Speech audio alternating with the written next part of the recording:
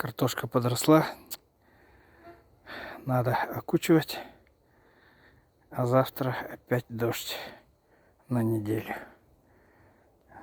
Кабачки переживает.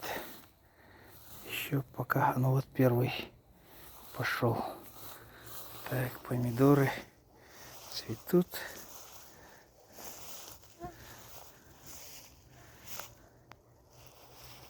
Первые плоды.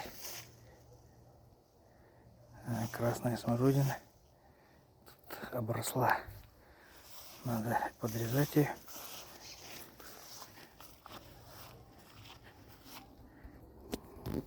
Посынковал огурцы.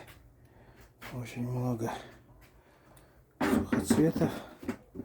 Случайно посадили кабачок в теплицу.